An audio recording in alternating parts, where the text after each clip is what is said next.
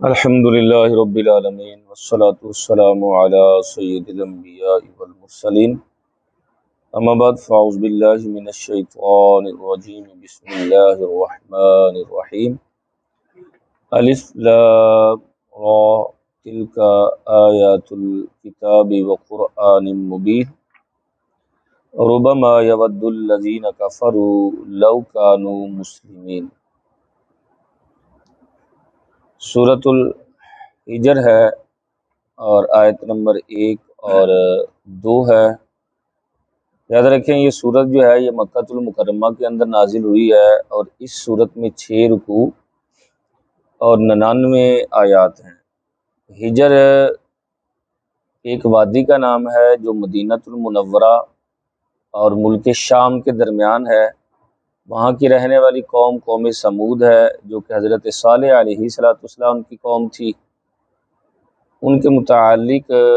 اس صورت میں آیت نمبر 80 سے 84 کے درمیان بیان کیا گیا، اور یہ وہ قوم تھی کہ جو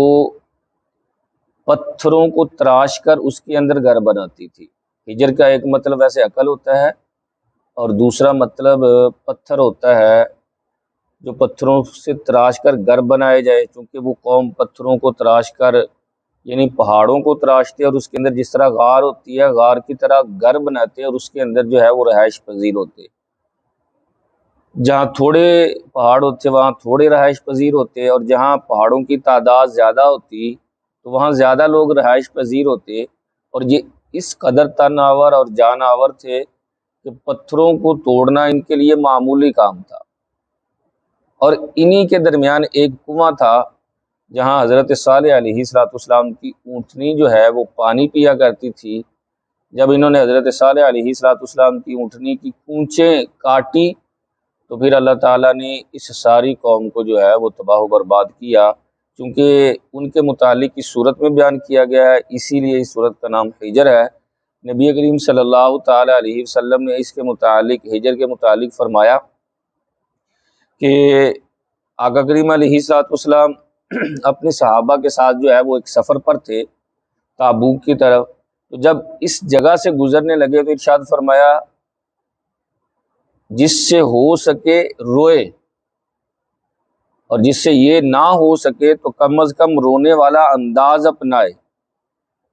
کہیں ایسا نہ ہو کہ تم یہاں سے بغیر رونے کو گزرو اور تم پر بھی وہی عذاب آ جائے جو ان پر آیا تھا۔ اور دوسری روایت میں یوں بھی ہے کہ کچھ صحابہ نے اس کنویں سے پانی بھرا، نبی کریم صلی اللہ تعالیٰ علیہ وسلم نے ارشاد فرمایا اس پانی کو گرا دو۔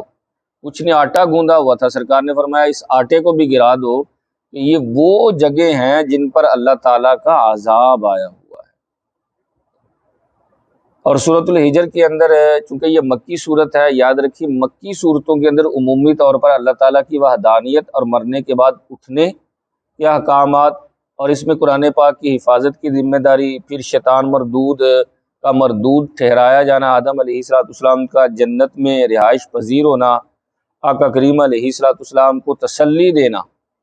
اس صورت کے اندر جو ہے وہ بیان کیا گیا ہے، اسی لیے اس کا یہ گویا کہ مرکزی خیال ہے۔ پہلی آیت کے اندر الف لام را یہ حروف مقطعات میں سے ہے، تلک آیات الکتاب و قرآن مبین، یہ کتاب اور روشن کتاب کی آیتیں ہیں۔ یہ کتاب اور روشن قرآن کی آیتیں ہیں۔ نبی کریم صلی اللہ تعالیٰ علیہ وسلم کے اوپر جو قرآن نازل ہوا اس قرآن کی ایک تو فضیلت بیان کی جا رہی ہے، اور اس کے اندر اس چیز کو بیان کیا گیا کہ یہ حق اور سچ ہے۔ پھر دوسری آیت کے اندر ربما یود الذین، کہ بہت سے وہ لوگ، یود کا مطلب ہوتا ہے خواہش کرنے والے، الذین کفروا جنہوں نے کفر کیا، کہیں گے لو کانوا مسلمین، کہ کاش وہ مسلمان ہوتے۔ یاد رکھیں قیامت والے دن جب جنتی جنت میں جائیں گے، جہنمی جہنم میں جائیں گے، پھر موت کو مینڈے کی شکل میں لا کر جو ہے وہ ذبح کر دیا جائے گا، جنتی جنت میں رہیں گے اور جہنمی جہنم میں رہیں گے۔ علماء اکرام نے یہاں یہ بھی بیان فرمایا ہے تو مفسرین نے فرمایا کہ نزع کے عالم میں کافر کو معلوم ہو جائے گا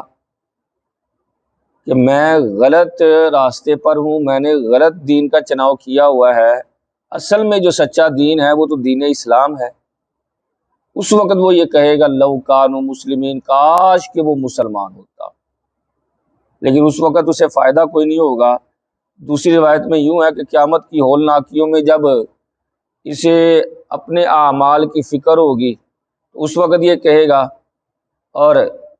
اس کا شان نزول یہ بیان کیا جاتا ہے کہ حضرت ابو موسیٰ اشعری رضی اللہ تعالیٰ عنہ بیان کرتے ہیں کہ نبی کریم صلی اللہ تعالیٰ علیہ وسلم نے ارشاد فرمایا کہ کافر جو ہے وہ جہنم میں جائیں گے، کچھ گناہ گار مسلمان بھی جہنم میں جائیں گے اپنے گناہوں کی وجہ سے۔ تو وہ کفار جو ہے وہ مسلمانوں سے کہیں گے تم مسلمان نہیں تھے؟ وہ کہیں گے ہم مسلمان تھے، ہم قبلہ والے، ہم نماز والے، ہم روزے والے تھے۔ کہا پھر تمہارے ایمان نے تمہیں کیا فائدہ دیا؟ تم بھی تو ہمارے ساتھ جہنم کے اندر ہی ہو۔ اللہ رب العزت جب ان کی یہ بات سنے گا تو اللہ رب العزت جو ہے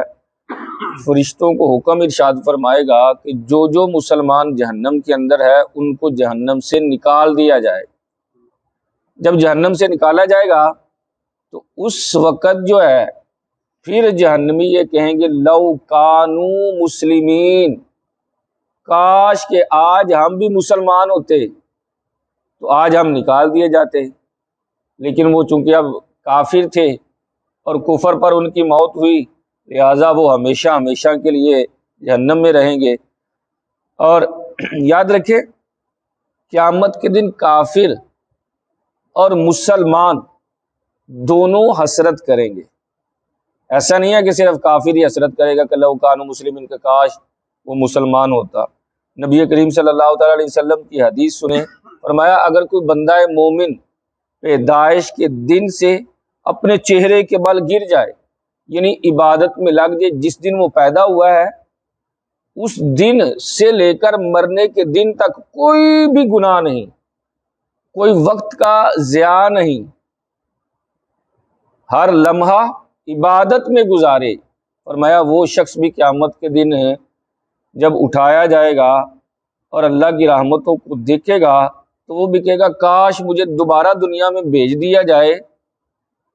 میں اور زیادہ جو ہے عبادت کروں اور اللہ کا قرب اور اللہ کی مزید رحمتیں حاصل کر لوں۔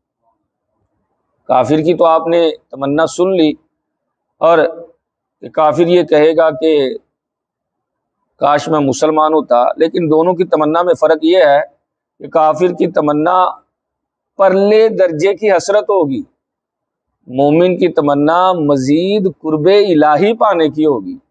کہ میں اللہ تعالیٰ کا مزید قرب پاتا، اگر میں زیادہ عبادت کرتا تو آج میں مزید اللہ تعالیٰ کے قرب میں جو ہے وہ ہوتا۔ تو اس قدر یہ مطلب وہاں معاملہ ہے، تو ہمیں چاہیے کہ دنیا کے اندر جب وہ بندہ، اس کے متعلق سرکار فرما رہے ہیں کہ جس نے ایک لمحہ بھی ضائع نہ کیا ہو، وہ کہے گا کہ کاش میں بھی جو ہے وہ اور عبادت کرتا، میں ایک مرتبہ دوبارہ دنیا میں لٹایا جاؤں تاکہ میں اللہ کے مزید قرب کو پالوں۔ تو ہمیں چاہیے کہ اپنا وقت نہ ضائع کرے۔ جو انسان وقت کی قدر کرتا ہے پھر اللہ تعالیٰ اس کی قدر کرواتا ہے، اور جو وقت کی قدر نہیں کرتا پھر وقت اسے ضائع کر دیتا ہے۔ اللہ رب العزت ہم سب کو قرآن و سنت کا فہم عطا فرمائے، آمین بجاہ النبی۔ الصلاۃ والسلام علیکم۔